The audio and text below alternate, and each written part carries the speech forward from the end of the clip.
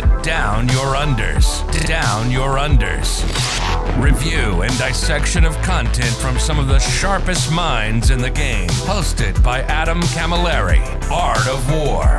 Down Under.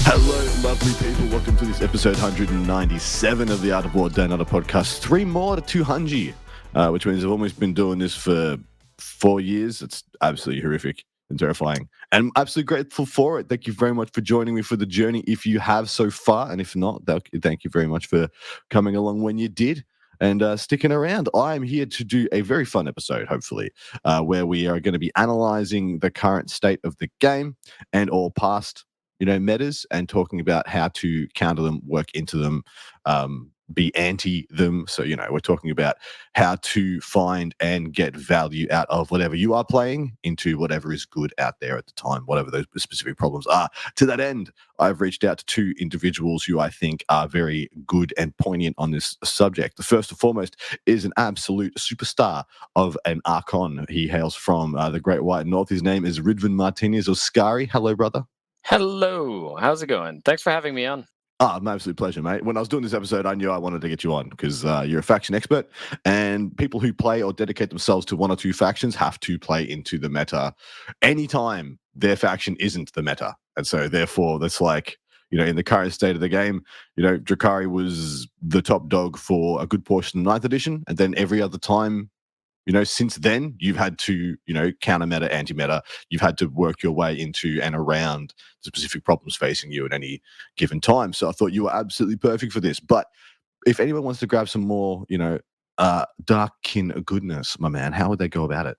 You can always find me on YouTube at Scardcast. Been going strong for 12 years and not stopping anytime soon.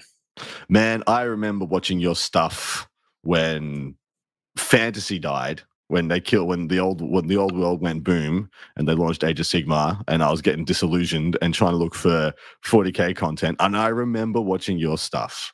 It is so amazing to the world goes around in many circles. Like, it's crazy. I had a guest to do a battle report, I want to say a couple of months ago, and he's mid-20s now.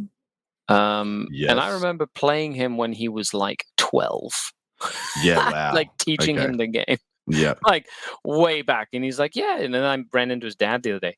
Wow, small world, time flies.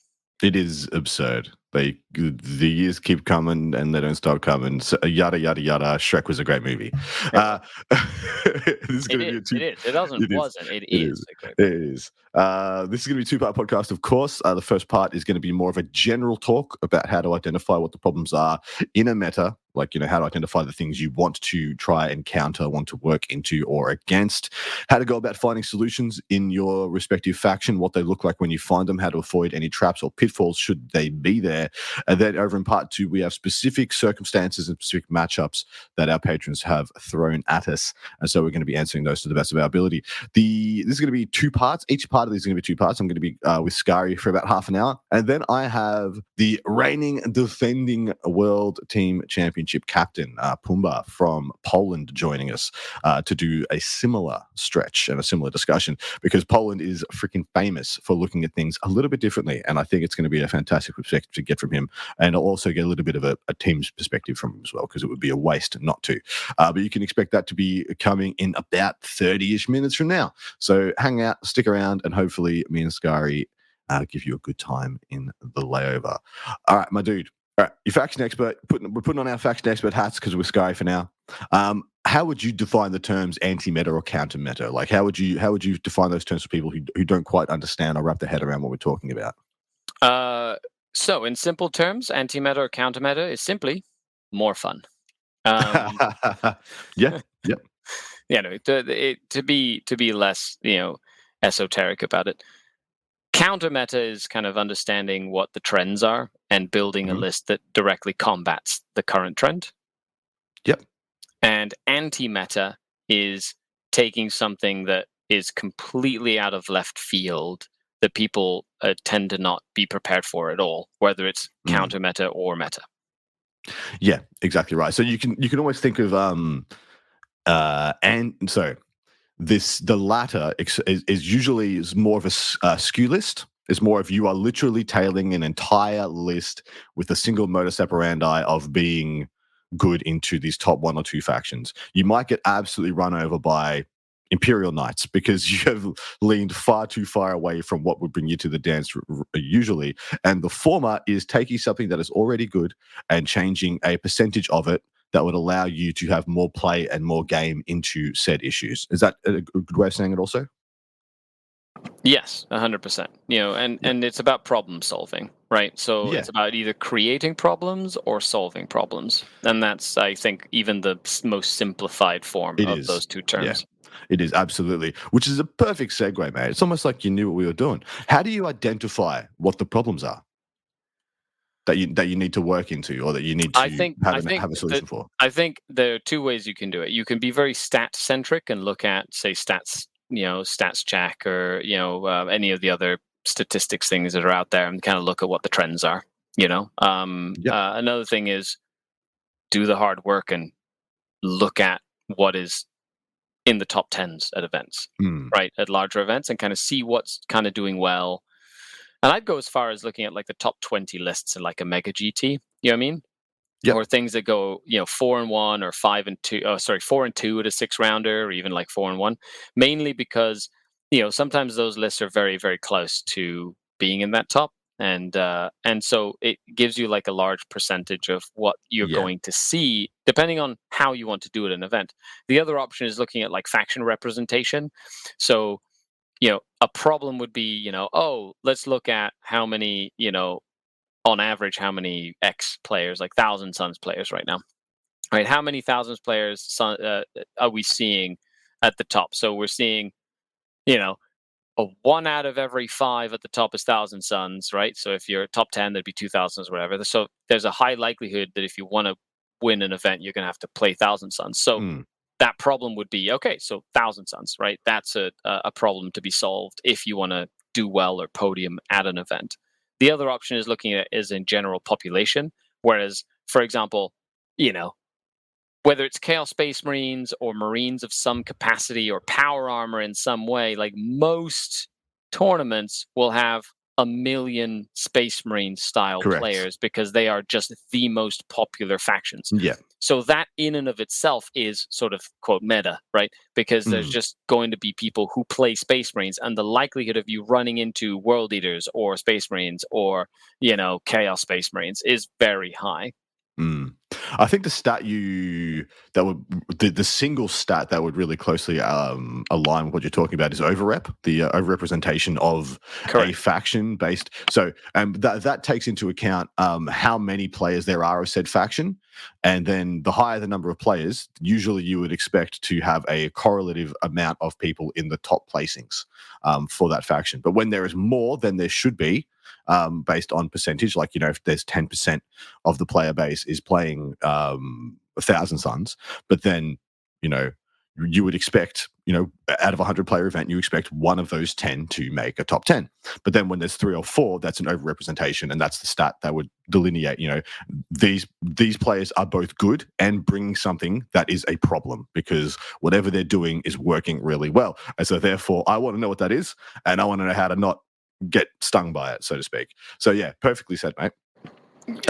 And it's one of those things where you just, to be able to either meta, counter meta, or identify the problems, you have to be invested in what's happening, and just aware of what's happening, right? So it's like investing in the stock market or whatever, like trends. You have to like notice trends, things going up, things going down, and it's sort of like that investment of time and effort that then prepares you for the meta.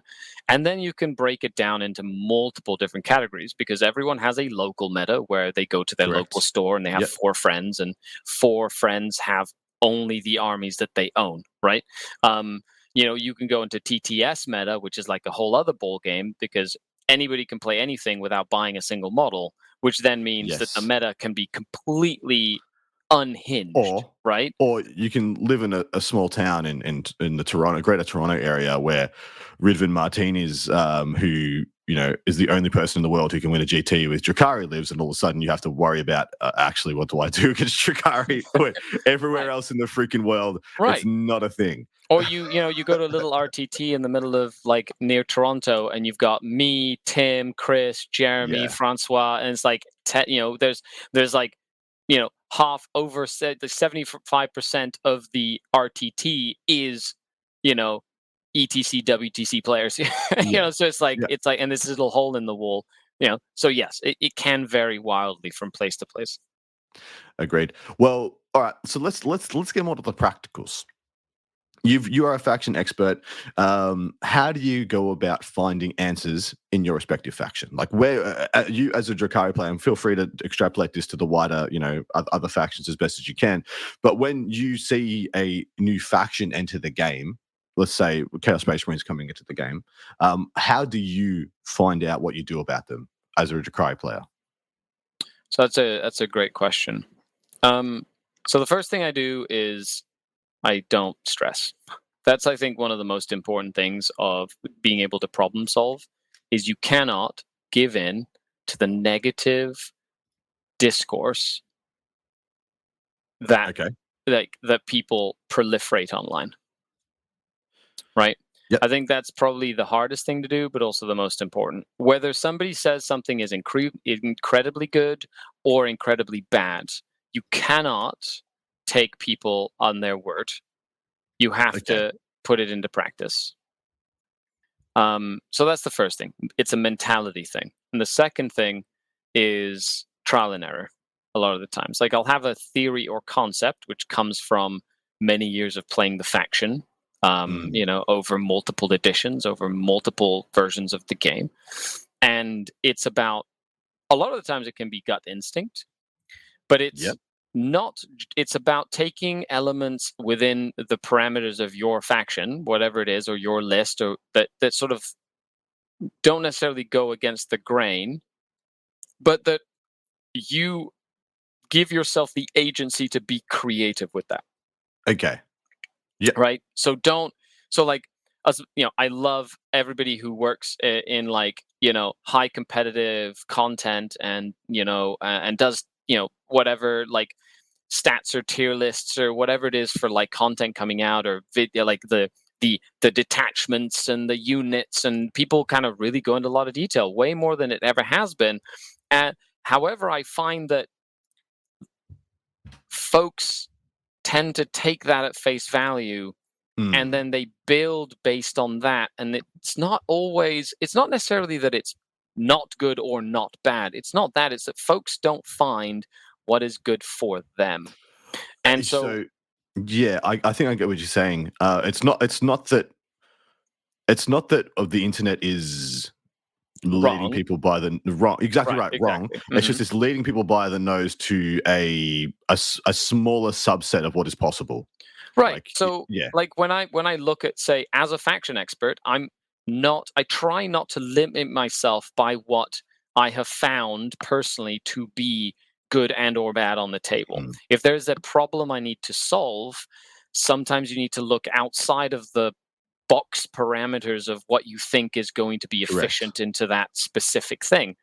And and a lot of the times you might have limited data sheets, for example, right? Yep. Where you have like a limited number of miniatures. Like the Dark Eldar data sheet set is not exactly massive, right? Like you've got a couple of characters, a couple of units for battle line, some stuff, and like most Dark Eldar armies look very the same. You know what I mean? Yes, they do. And so it's about sort of breaking that mold and being like, look, if I was to do something wacky, what would it be, right? And then it's about the determination to be realistic about the results that you're getting, right? Yep. So like I, unlike most people who listen, have I'm very fortunate that playing Warhammer is my full-time job. I coach, I play, I create content, so I can play 6 to 8 games in a week, and that's sometimes what people play in 6 months or a year. You know what I mean? Like, or their one event they go to. So I can test a list way faster than most people can. Mm. But testing it is like the key. If I have a cool concept or a concept where I'm like, I don't know if this is good and or bad, I try to play at least 20 games with that list before I sort of like put a stamp of approval on it or go, well, I could do better, right? Yeah, I'm jealous of that. I'm very jealous of that. But Well, the yeah, good example is the Void Raven bomber list that I developed correct. for Or the that beast GP. packs. Yeah. Right. Well, the beast packs, I loved them from the start of the edition. I looked at that data sheet and I was like, this is incredible. And I just used them. And then folks finally caught up to the fact that they were amazing. Just because of what they do with the play. So Yeah. the Void Raven bomber list is a good example. I played it a few times. I was like, oh, people say Void Ravens are crap. I was like, I want to be honest, I decided I wanted to kind of prove a point more than anything. Be like, I can make them work if I want to, you know. Yeah, I admire that. And it just worked out that they're into the meta right now. They're actually really good. So it's like a So happy accident almost. yeah, explain what they are doing that's good into the meta. Just for an example of the units or things that units might be doing in their own respective books that all of a sudden, can be attractive or a diamond in the rough. Are we like specifically talking about the Void Raven bombers themselves? Yeah. Okay, What is so it? So just give people so people can have a Yeah. clear example of something. Yeah. Diving with an into identity. the thought process sort of things. Yeah, correct. Okay, so looking at my list. So my original list was just an MSU Dark Eldar build with double beast pack that kind of I adapted over. It's literally what you have to do. I adapted over. I think it was 53 games that I played with that developing that list, right? So I developed, and I know it's good. Double beast pack, Lilith, couple incubi squads, Archon, triple scourge, that sort of thing. Yeah. It was a very good list. And so then I looked at it and going, okay, took to an event, I did well with it. I was like, okay, time to hang up the hat on this list. I was like, what's the next sort of cool concept that I can work on that I think would be really fun? I was like, Void Raven bombers, because they're cool, I like them, and even though they're super expensive, they shoot a lot. They are very strong at shooting. And because you don't take the lances, you take the D-sides, which are essentially 12 plasma cannon shots. Yes. Which are AP4, right? And they're awesome, okay? And they will nuke stuff. Maybe not a vehicle, but they will nuke anything else. So it was like, okay, so the list itself started with two of those, beast pack, because I think a beast pack is important. And then I switched up, like instead of taking 2 incubi units, I took a coordinate incubi unit. I took like a couple of less characters, mixed up my units a little bit, dropped a unit scourge. And I was like, okay, so the list has a lot of the elements that I know work, but I'm trying to make this Void Raven bomber thing work. And then I put it to the test to find out what was good about the Void Raven bombers and how I could leverage that when I played. That's the whole point. Yeah. I don't really know what they're good at first. I just have a concept, and I go, does it work? Right. And just to interject, so there is a level of proof of concept that needs to be done when you are playing into the meta like this. You can't. It's not enough to just theory craft. You can theory craft all you want, but when you are playing a faction that unfortunately, like Drukhari, is one of the more towards the bottom factions, even though they are much more into the middle of the pack these days, what they bring to the table is much of a known quantity. So when you're going to break away from that, you need proof of concept. You need a reason to go off the beaten path, and it needs to be worthwhile. So and much the same as what I was talking about the first bit, when you can either play a skewed list that is extremely good into the top 4 or 5 factions and just hope to outplay the rest of the field, or you just take something that is good. In this case, you've taken mostly what is just already a good 50 game minimum list, and then you are twisting it to add in an X factor to close a gap, so to speak, with a faction or a few. Does that make sense? Is that kind of where you're going? It makes sense. Yeah, 100% makes sense. And so with that, it came then the learning process started, right? So I started just playing into a variety of different lists. I played into Storm Ravens. I played into Deathwing Terminators. I played into like the traditional Eldar build, into a Mirror Drukhari. I played into like Black Templar Horde Marines. I played into 6 Catan Necrons. I played into MSU Gladius Space Marines. I played into a million Zoanthrope and Simulation Swarm Tyranids. I played into a Russ Heavy Guard army. I played into Ironstorm Marines. I played into Bully Boys, right? And then, so before I went into the GT, right? I had played, something like 15 games, right? Into Eldar, Serpent, and Falcon MSU spam, and in those 15 games, I found a couple things. Number one, Void Raven Bombers shoot a hell of a lot, which is what I expected. With their pain tokens, they are very good at killing support elements of enemy armies. So the little 5-man units of, I don't know, Necron Immortals or whatever that people are hiding behind what? Footprints, right? Because with all the terrain that we play, WTC Games Workshop, the footprint is like the safe zone, right? Yes. If you're behind the footprint, you don't get killed. So you can, as people play, the way that the game has developed, it's developed into that gameplay of I can keep my trade pieces in the back when I need them. I can fly them up. If you're playing against Eldar, you're like, I got Warp Spiders, I've got Swooping Hawks, I've got all this stuff hiding behind these, footprints. Right. And more than that, you change the tempo of the game. People are expecting to be like, okay, these are my turn 1 elements, these are my turn 2 elements, these are my turn 3 elements. And you're just like, well, I'm just going to completely mess with that because I'm going to start picking up your turn 4 elements on turn 2.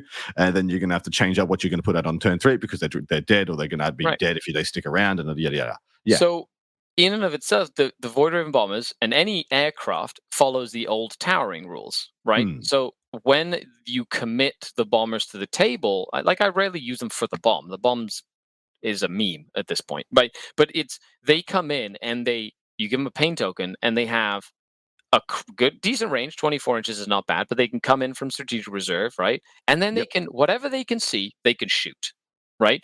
And because they have 2 6-shot guns, you can split fire and do 6 into this unit of 5 Marines and 6 into this unit of 5 Marines. And those 2 units of 5 Marines will just die if you have a pain token.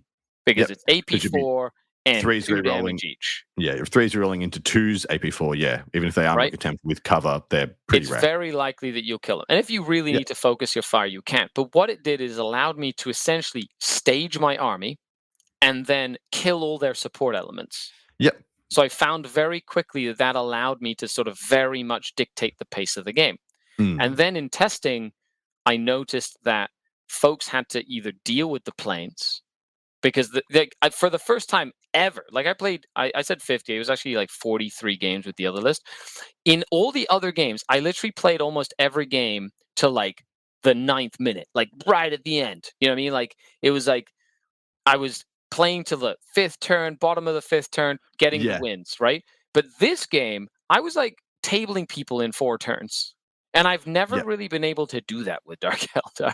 And it just felt amazing. And I was like, I love this. This is so cool. That is incredible because legitimately the biggest criticism people have had of Drukhari is the complete loss of lethality. And of course, the Sky Splinter gave us back a bunch of that. But then, things have somewhat changed since the Sky Splinter's damage profiles are now extremely good or non-existent. Like either this is a matchup where people care about what they're doing or they don't. And that seems to be where it's at. But you're just throwing a monkey wrench in that. Right. It felt great to have the elements to target things that my opponent was trying to keep safe. It changed the dynamic and pace of the game completely. And then it allowed me to not have to have so many units on the table to have very similar results, right? Because I was able to pick up more units before I even had to trade at all, right? And then smart use of something like the Court of the Archon and Lilith and like my 1 unit of Incubi, and then forcing myself to be very flexible with where you put my characters, because I could put the Court and an Incubi by themselves, or I could put the Archon in the Court and an Incubi unit so that they have I have close combat threat, or I could put both Archons into my shooting Cabalite units to have shooting threats, right? And then it gives me a lot more flexibility based on my matchup. So, if I don't need my Incubi to reroll wounds, then the Archon just goes with guns. So then I get reroll wounds on guns, right? So the lethality at range was very good, but it could pivot to close combat based on matchup. So it was a very flexible list as well. Mm. And then, and then the survivability aspect of Sky Splinter with a 4-up invul save strat really helps the bombers stay alive, which was like the other thing that I'd found last time I was playing planes is like a 6-up invul, just they die. Just ain't it, yeah. But Lord of a sudden, if you can give one a 4-up invul, like I played into the GT, I played into Tau, and putting a 4-up invul on a Void Raven bomber meant he had to like shoot way more than he wanted to into that plane to kill it. And then it helps with the activation economy, right? Which is awesome. It's got a flow-on effect, is what you're saying. Yeah. Totally agree. Okay, let's get to the practicals. What are some of the problems posed to the meta by these two codexes? First up, Orcs. Well, Orcs, I think, are a very deep codex. I think that's the biggest problem, is when a codex has lots of options, it is very hard to make an anti-Orc list. Yeah. Because you can have Bully Boys, which are all crazy durable 2-up armor guys, or you could do Green Tide, which is 120 models. Well, you just nailed the problem. So we got two flavors we need to take into account. Correct. And that's just for now. And if people adequately meta for these two things, Orc players can just start doing crazy stuff with. It's not only that. Green Tide, if you bring enough guns for the 120 Orcs, like a lot of times those guns don't have the punch to get through Mega Knobs, right? Yeah. So it's like you're between a rock and a hard place, and that's what makes Orcs such a dangerous codex right now, is because you have options, right? And it means that, it increases your odds of not going into your counter list. Yes. Right? When you go to a tournament. Objectively, though, these two or both of these issues run down into Orcs' durability. They have durability either by 5-up invulnerable save and a bunch of wounds, or by having 3 units of extreme toughness save, feel no pain. They're both durability skews when you look at them. Yeah, they'll both still kill you, but they need to come and punch you to kill you. And so when you break it down, you need to just. It's actually quite simple when you look at it like that. You just need to take exactly the right profiles, or you need to take things that will slow them down, trade them out, and or can't be killed by them. Yeah. Because the offensive profiles of both are the things that are completely different. Defensively, you can just look at it, well, I just need to kill enough. I just need to bring enough tools to kill a toughness 5 invulnerable save model en masse. And, you can do that as the 3 wound on the single bully boy, or that'll be, 3 boys in a trench coat.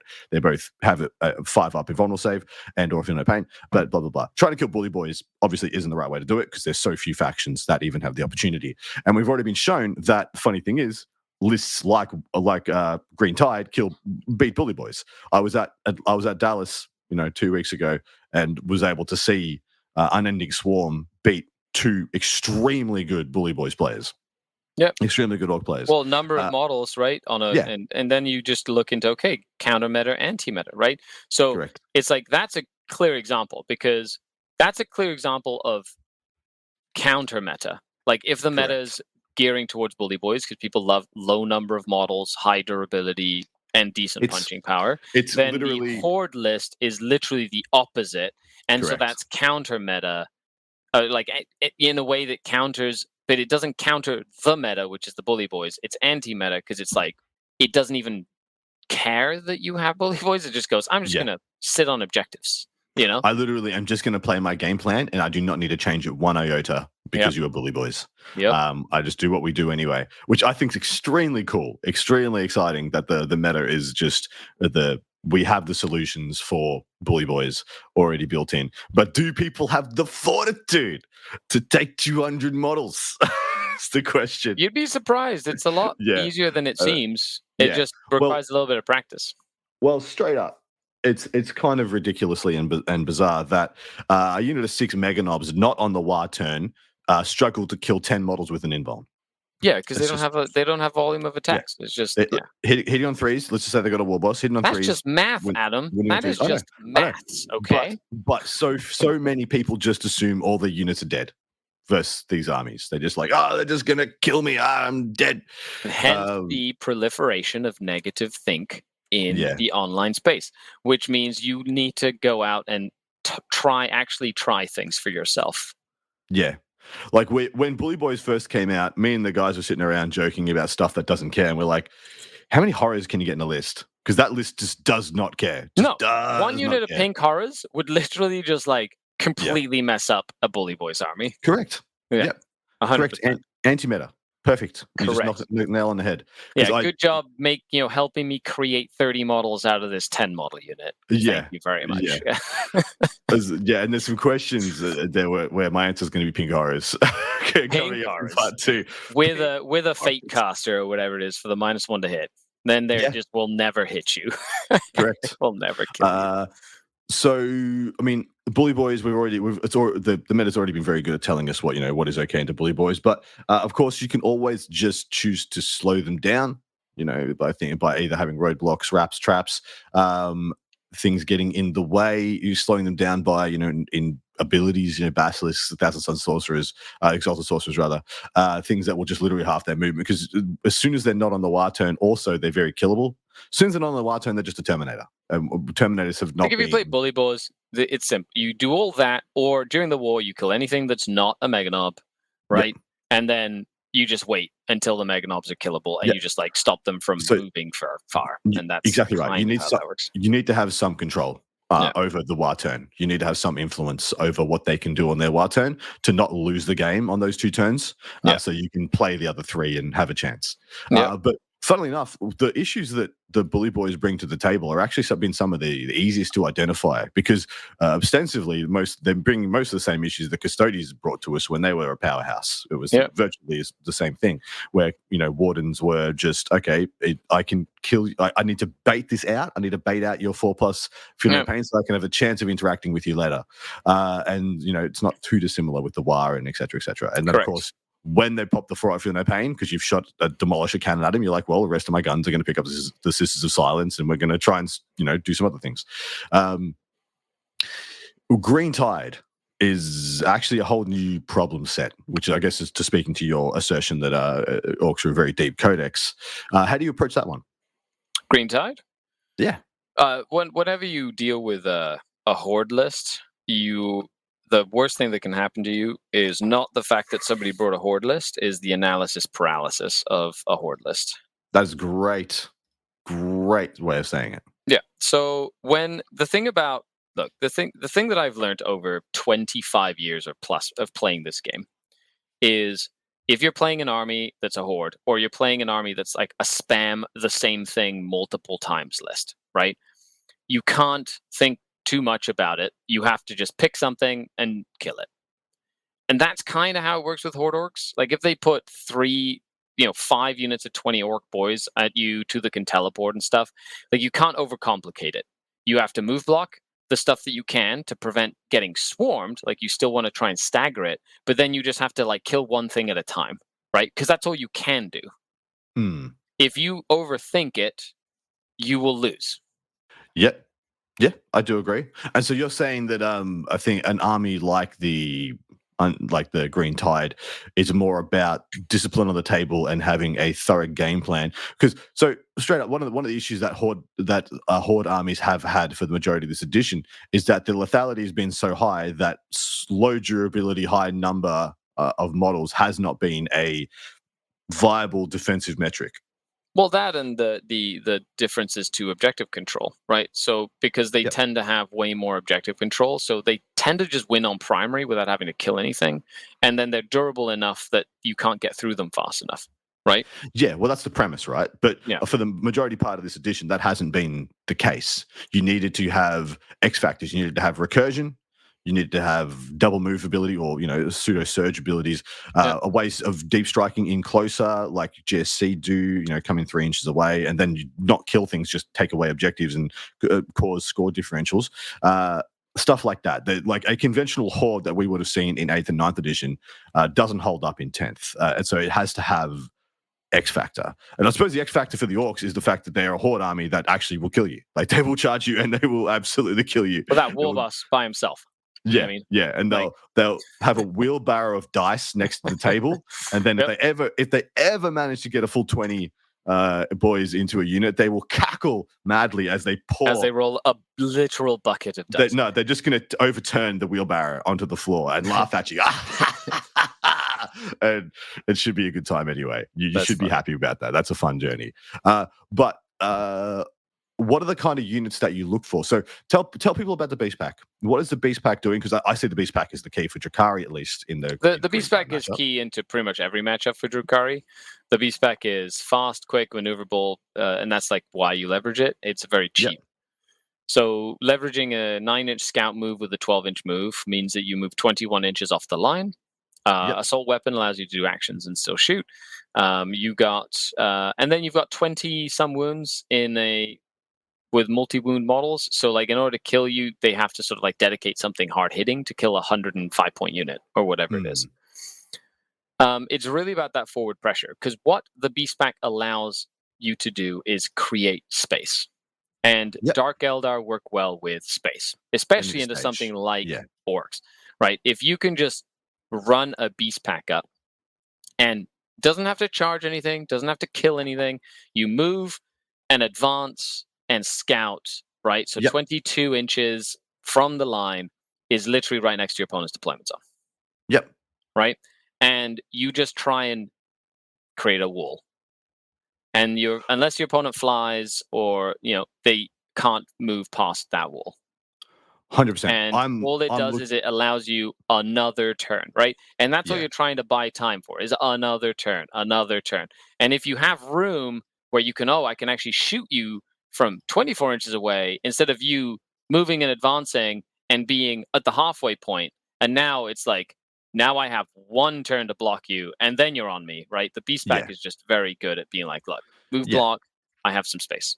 It's a little bit of control. And there is a multitude of different units in the game that do similar stuff. I'm actually legitimately looking at larger units of Scout Sentinels. Scout Sentinels are great. If you play Orcs, that like Grot unit with Zagstruck or whatever, or the little Zogrod, that unit is phenomenal. Wild. Phenomenal. That is absurd. Such a silly unit.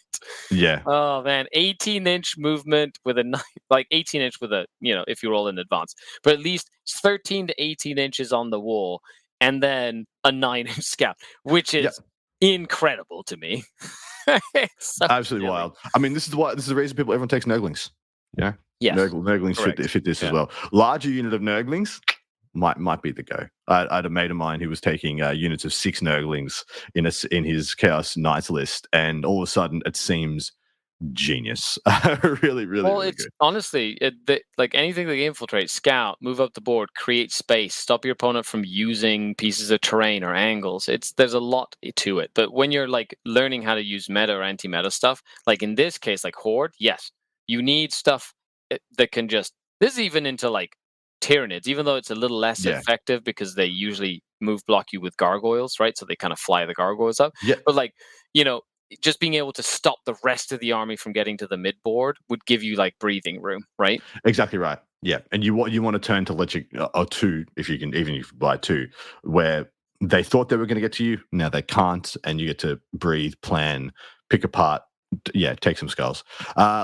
Tuning over to CSM. Now, we're going to focus literally on one CSM detachment because I think it encompasses all the problems CSM bring at the moment, because we're not going to talk about the SKU list of the demon engines and whatnot.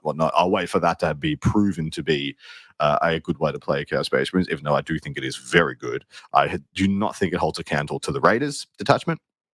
And I think the Raider, by answering or looking at the problems the Raiders detachment brings, you also account for the majority of the problems that are brought to you by whichever one has the Veterans of the Longwall one, the one that has the Oath of Moment, and the Dread Talons, which is the Night Lords one with all the shenanigans. So the only other one, which is a SKU list in of itself, and it could even be a Horde list, which would actually be hilarious, would be the Alpha Legion one, the infiltrating one with all the cultists scouting everywhere. That could be actually a really cool matchup into Horde underneath Swarm and Green Tide. That would be really funny. But anyway, CSM, man, unpacking what I describe as one of the most perfect trading armies we've probably ever seen. Moving really fast and doing stuff? Yeah, and warp talents, doing warp talent things where they don't let you interact with them, much akin to, a little bit more term and condition heavy Taraxi that we saw in 9th edition out of the AdMech book. Yeah. Where they would just come down, flaminate, go away, come down, flaminate, go away. And then in addition, probably the best and most well-rounded trading pieces in the game, where a unit of 5 legionaries actually has the capacity to kill most things in the game if they're on an objective. Chosen is still good, possessed are good. They can have a couple of very powerful tanks, be it middling middling venom crawlers, pretty good vindicators, and then could still take a single Forge Fiend. I hate that Forge Fiends went down in points. Why? I know, right? It was a lovely world. It was a beautiful place. The Forge Fiendless meta. Here's my first counter question, right? Let's go like very Aristotelian on this, or whatever, or Platonian, or whatever it is. Say you play Tau, and you're worried about Chaos Space Marines. Yep. Mainly because of Warp Talons, because Warp Talons be very silly. Really, really annoying. How many of you know what Vespids do? Yeah. So you're saying everyone's first point of call should be to just like scan their Look books. for interesting stuff. Do you know what a Vespid does?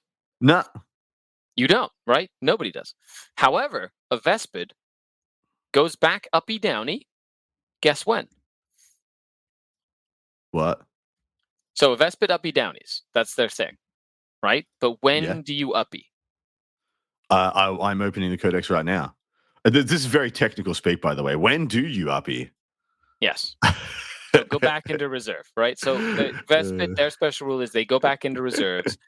When does that trigger? When do you put them back into reserves? Let's have a look. I'm trying to find them right now. There's a lot of data sheets in this, especially when they rammed all the crude in there now too. Correct. There are so many data sheets in 40K. There we go. At the end of your movement phase, if this unit is not within engagement range of any units, it can be moved from the battlefield. So when's that? At the end of when? At the end of your movement phase. Okay, perfect. Also, go on. When do rapid ingresses happen? Oh, wow. At the end of your movement phase. No, they happen at the end of the reserve step, right? Yeah. Which is at the end of the movement phase. No, reserve step happens before the end of the movement phase. But yes, it would. Well, in either way, you're the active correct. Player. In either way. So what can you use Vespids for? You can use to block the rapid ingress. You use them to block route. Yeah, exactly. So now you can literally create a ton of space to make sure those Warp Talons never charge you, right? At least for a turn or two. Yeah, and that's all you want from it. Right. So in that sort of sense, I'm saying look at the creative elements that you can find in your list, right? Yeah. Like a lot of people would see that and go, why the hell would I want to uppy downy at the end of my turn? Well, let me tell you. You know what I mean? Like there is now a very specific example of why it would be very good, but it's not like rapid ingress isn't a very used tactic nowadays. Like rapid ingress is a very powerful tool. It's a bread and butter of everybody's armies. Yeah. And Tau don't like to be close to the enemy, right? They like that space to be able to like run up and murder you from like very far away. Like they can get up close, but they don't want you to get the jump on them, right? Correct. They want to be dictating all the engagements. Correct. So I'm just saying, they're like that would be like my number one thing is look for things in your book that might interact with the game that you would have glossed over or heard someone online say Vespids be crap, their uppy downy is terrible. I just love the uppy downy terminology. We're such an evolved community, Look, mate. Our vernacular is beyond par. The nomenclature, the vernacular of what we say is like there's an encyclopedia to be written, or of like everything that we say. Yeah. Wordsmiths, one and all of us. Correct. Anyway, on that note, we are going to actually have to call it for time, just to leave space for Pumba. No worries. But that's what you take it to heart, folks. Take it to heart. But I love it. You just pulled out you just literally plucked a diamond solution, counter meta solution out of the air, where a player can just play a very good singles Tau list, make adjustments to add 2 units of Vespid in, and just have a better matchup into Chaos Space Marines without having to go too far off the beaten track and having to overtly change what they would want to bring anyway. So I think that was you could not have done a better example anyway. Yeah.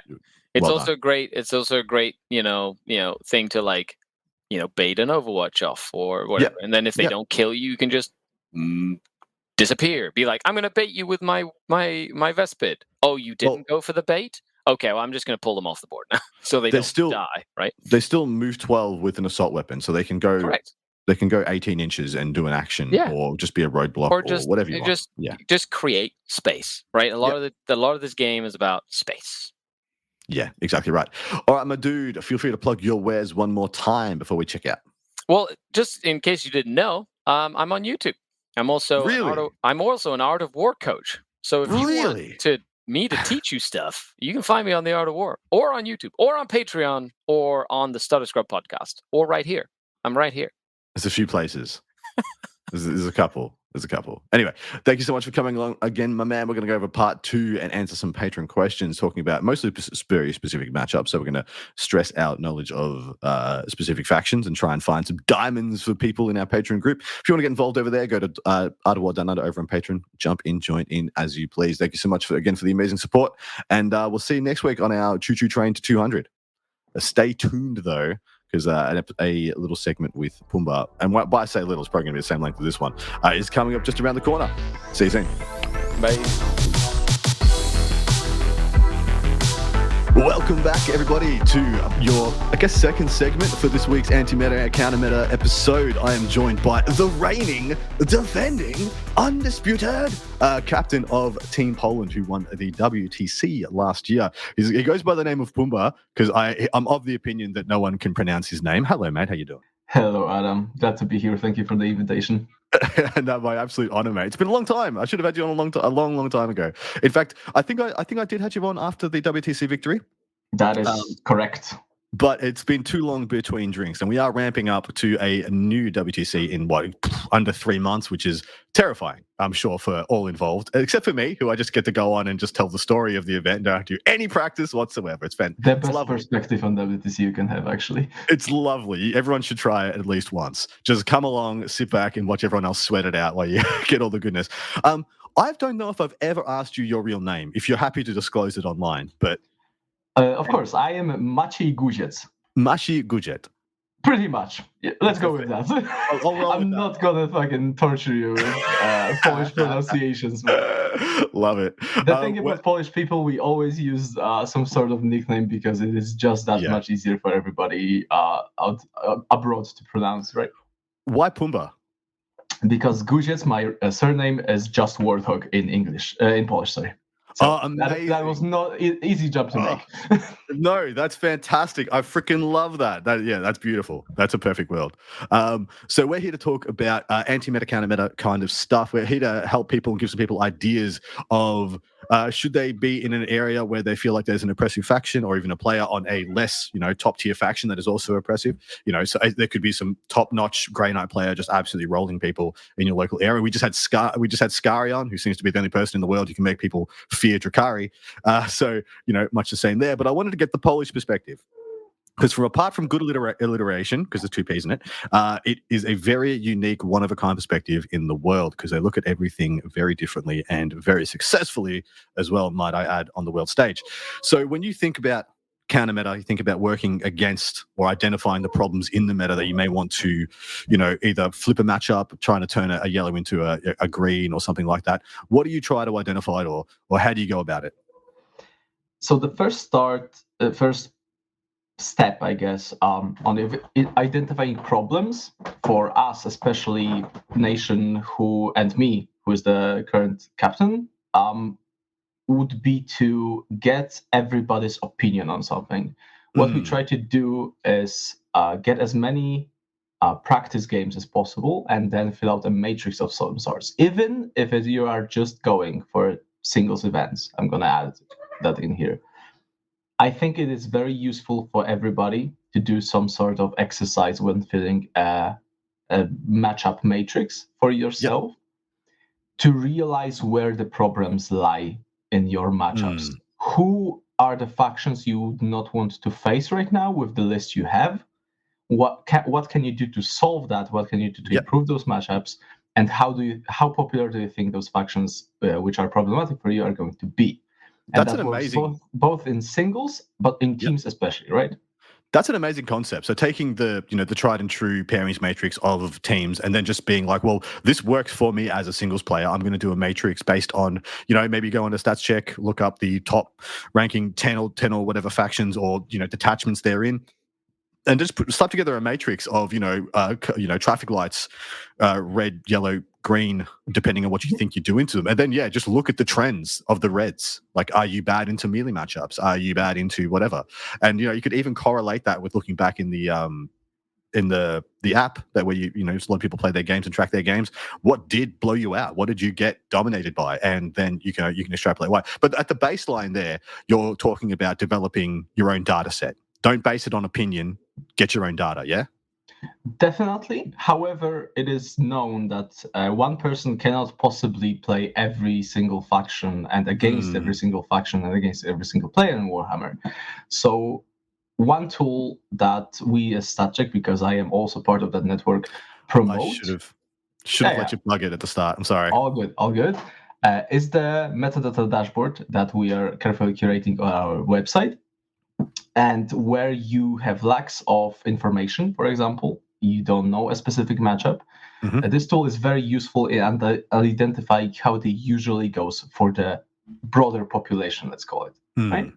So if you would like to counter the meta specifically, it maybe is not the most useful tool, but you will have the problem points that your army or your detachment, because you can sort by specific detachments against each other, what that detachment does for you in terms of a broader meta, how it usually goes, for example, in a matchup of Necrons versus Custodes or whatever it might be, right? So if you don't have specific information on a matchup, you can use such tool to your advantage. Brilliant. Do you have an example of have you done this? Of course, don't give away any state secrets. Do you have an example of something similar that could just give people an indication of what you might be suggesting? I think one of the matchups in the meta that is absolutely one of the worst I can imagine is Adeptus Sororitas playing against Canoptek Court Necrons. Yep.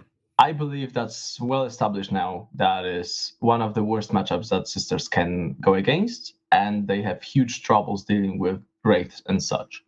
So that matchup, either you can tweak for it, expecting that maybe you can outskill your opponent, and with specific tools like, say, including Morven Val with her Paragons with every one of your lists.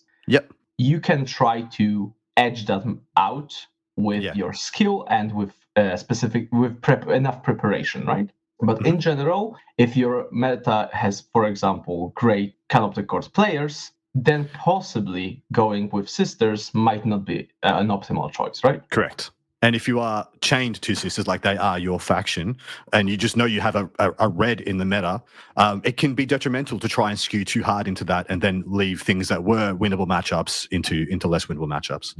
It can just be the way it can just be the game that you are just paper to their scissors, and that's okay. That is how we want a meta to be. We don't want any absolutely definitive, everything is good all the time. Although we might be getting there.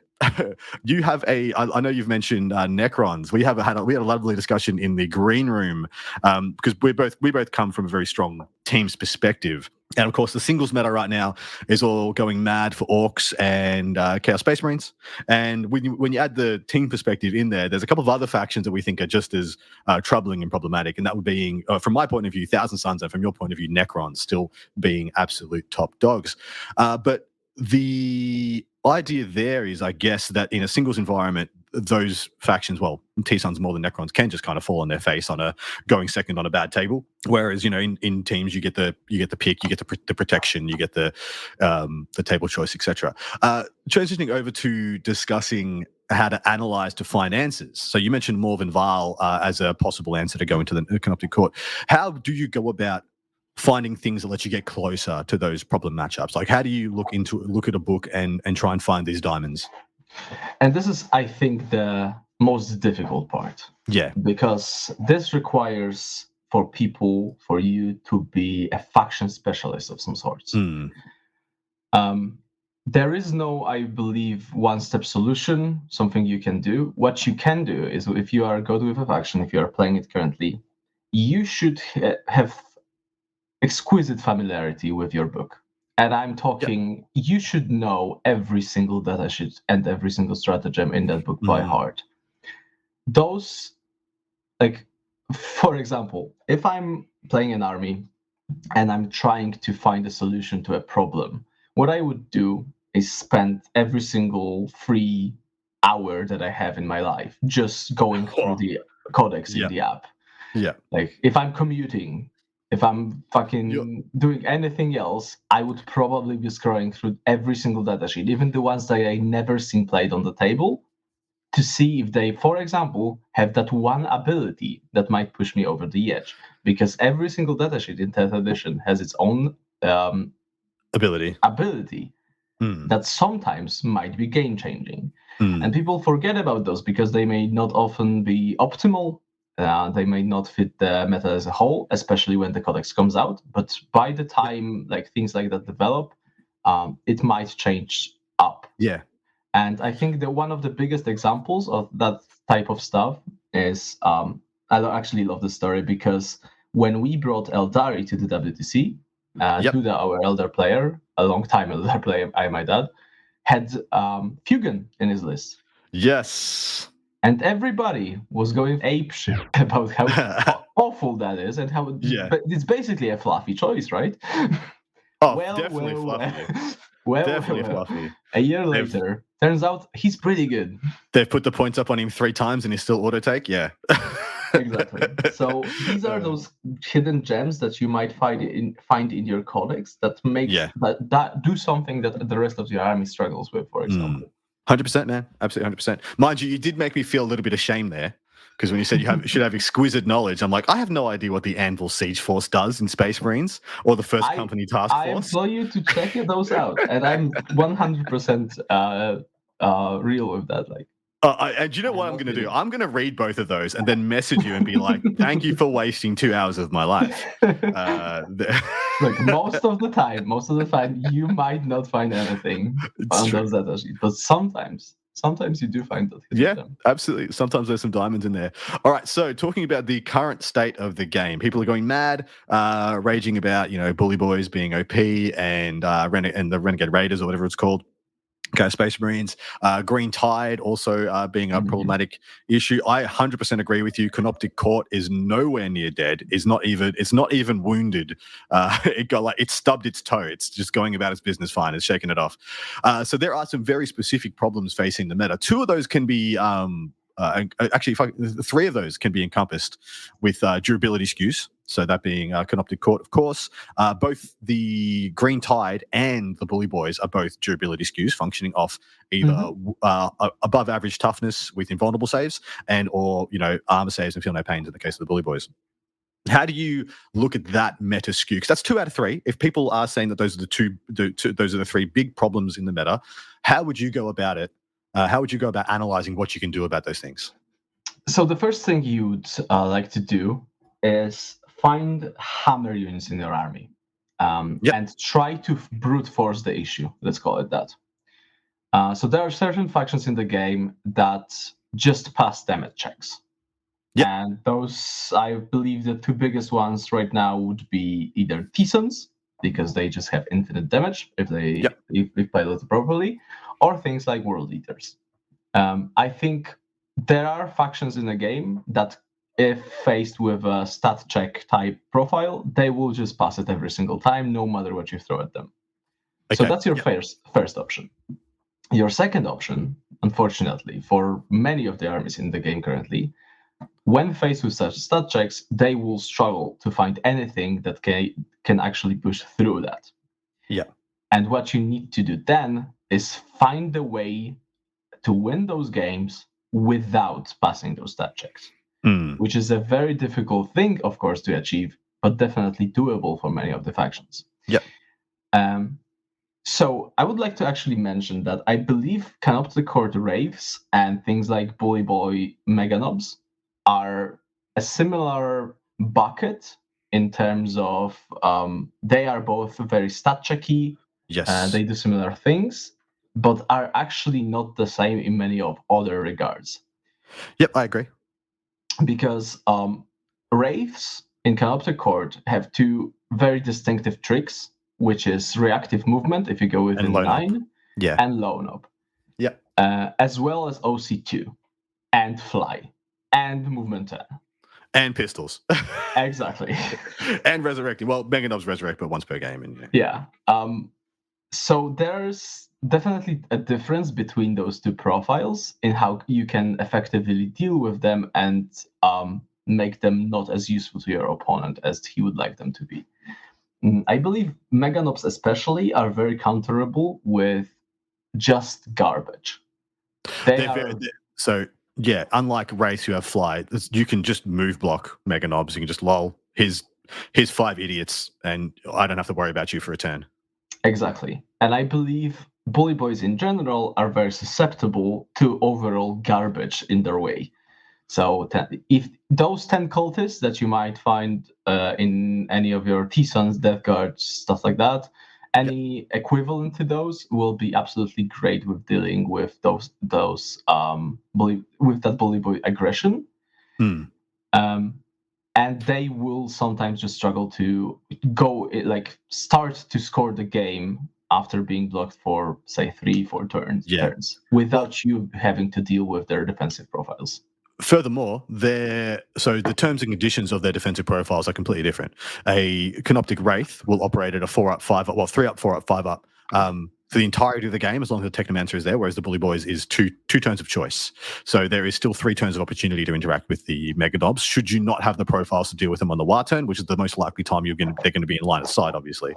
But they're completely different terms and conditions on their durability. Like if you can just easily precision out a Technomancer, well, Canoptic Wraiths are nowhere near as big a problem as trying to precision out a War Boss or a Pain Boss is a lot harder than a Technomancer.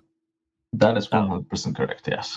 Yeah. So and different terms and conditions. But extrapolating from that, so you're putting almost every faction in the game that aren't those factions into 2 camps that can and camps that cannot. But you're giving solutions for both. Let's say you have a conventional all-comers, Space Marine list. Let's just go for example. I don't believe Space Marines, unless it is Iron Storm, Double Storm Raven, the absolute dumbness, extreme offensive output skews can handle Bully Boys. I think, and in fact, I think Bully Boys. I think you are missing one specific build which has been going around for exactly. Blood Angels. I was trying to avoid them because I believe they're one of the problem factions in the meta as well. And I was going to mention them. So you're not playing Blood Angels. You're playing an all-comers Gladius or something. What do you put in your list because let's just assume you can't kill these things. What kind of things do you look for in that list to bridge that gap and just have enough nonsense that you can continue to play the game without having to interact with these models? I think you are starting your list right now with 10 scouts minimum. And that is minimum. Yeah, scouts are still one of the best profiles, space and throwaway garbage unit that does stuff and missions and move blocking in the game with both infiltrating and scouts abilities.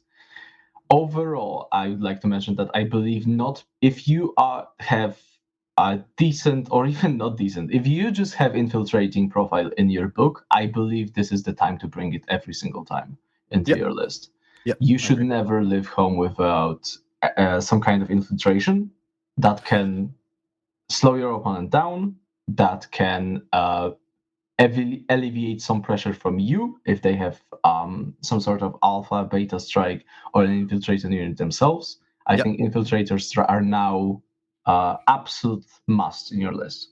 So that's I believe the 10 scouts are the minimum, maybe you even bring 15. Well, I'm of the opinion infiltrators are starting to hold their spot a lot more now as well, especially with warp talents, especially with possibly a unit of Mega Knobs with a teleporter in reserve. I think, I'd be starting minimum 5 infiltrators, 2x5 scouts, possibly 3x5 scouts, and I would not even blink to see that in a list. Yeah, I think infiltrators have been overall all-stars in the Space Marine book, since it's either some kind of teleporting green tide with plus billion to charging you. Previously it has been the Hypercrypt Legion jumping behind you with fucking monoliths. So they have been definitely the all-stars of this codex. And if you I believe they remain so, yes. if you have a similar ability, I think it's a Dark Strider that has it for Tau. If you have a similar-esque ability, I think its stock is only going to go up as more and more codex get added. GSC's coming. We know they're going to have reserve shenanigans. They already have all the reserve shenanigans. If they get a good book, that's another one that's going to be key for similar abilities. But the biggest reason that I think Infiltrators is a great spot, mate, is because Canoptic Court wields Infiltrators on one unit. Zodrog and his unit of 20 Gretchen nonsense like pin you in place for the turn 2 War 18 Meganob fun pile. And and the Renegade Raiders, they also have a scouting Rhino usually with one by can be 10 freaking chosen. They can end the game turn 1 if you go second. So Infiltrators 120%. I think you're absolutely right. Definitely get at least 2 squads in. Is there anything else you can identify? Like if that was to say a keyword you're looking for, is it dev wounds? Is it lethal hits? Is it sustained? Is it anti-infantry? Is it?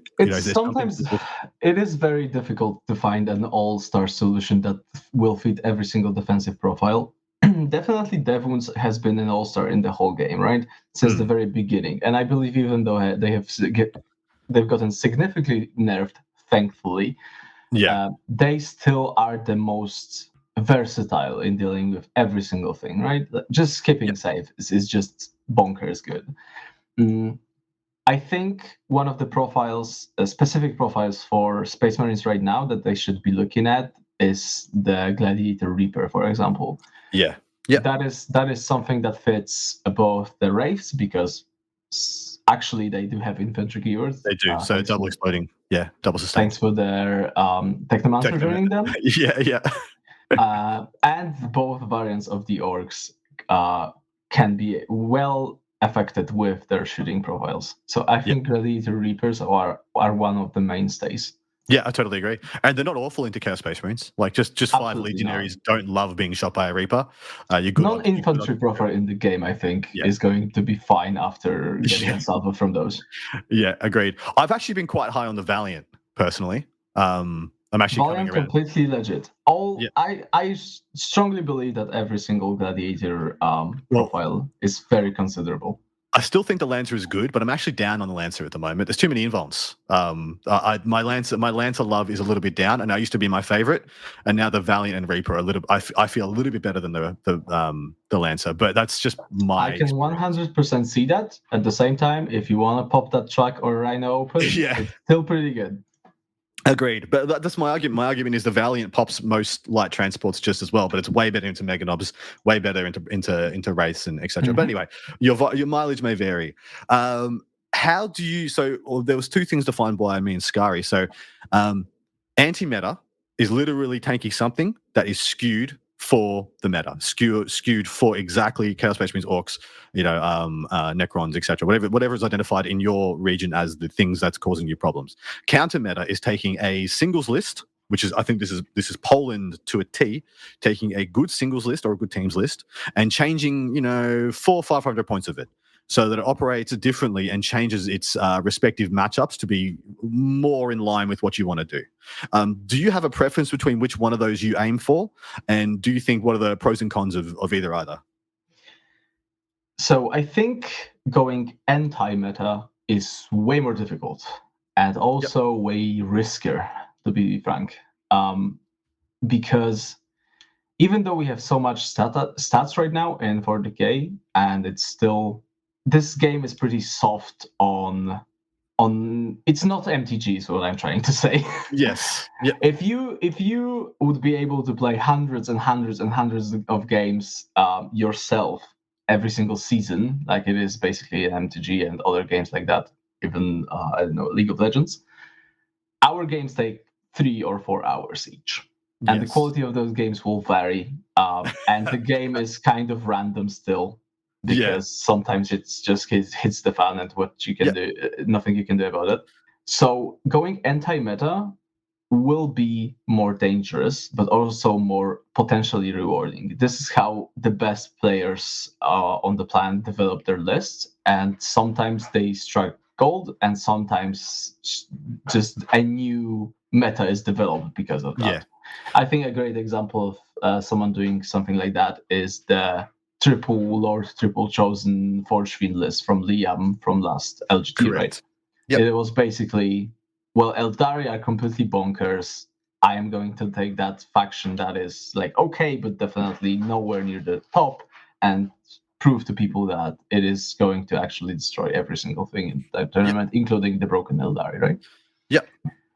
And going counter meta, on the other hand, I think is the way most people should approach the game.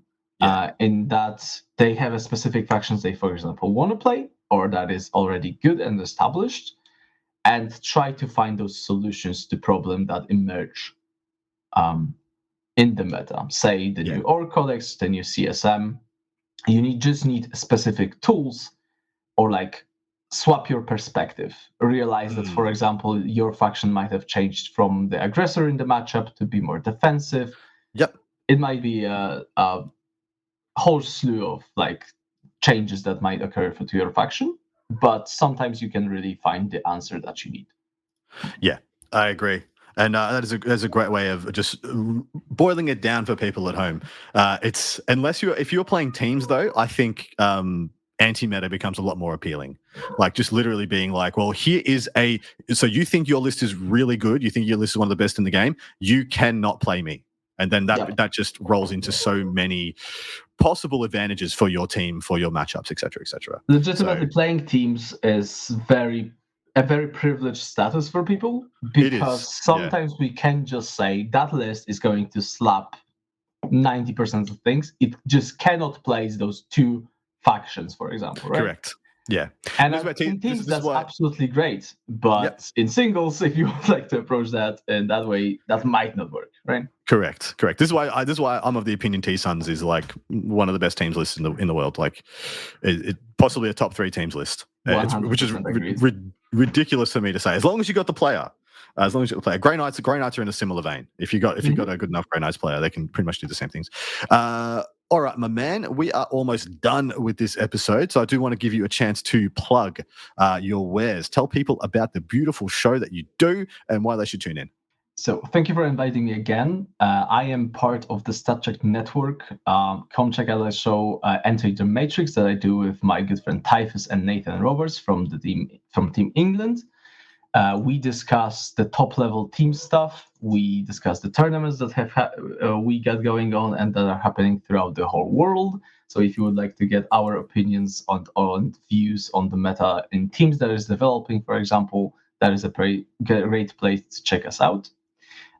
Overall, the whole StatChat network has multiple shows, and we are, of course, curating the website that we've talked about previously, that you can check out the specific matchups and how the meta is developing in single stats alone.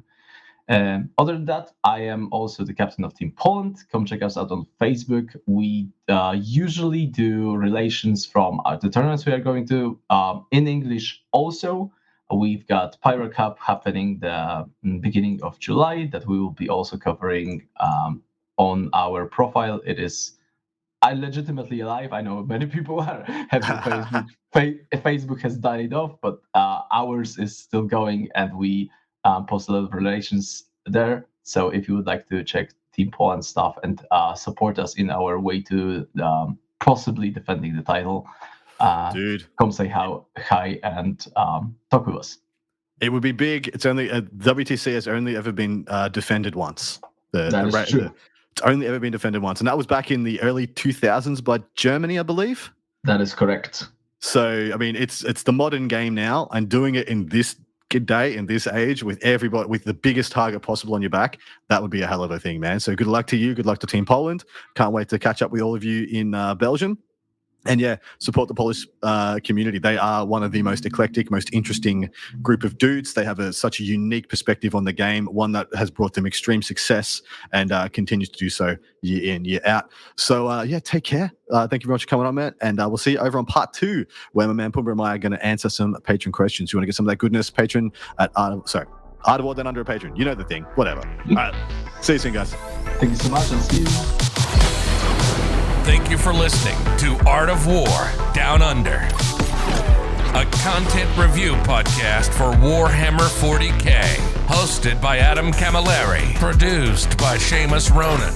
Enjoyed the show? Want your lists reviewed and the content you heard put into practice? Sign up to our Patreon and connect with us online or on Facebook. Just search for Art of War Down Under. Signing out from tomorrow.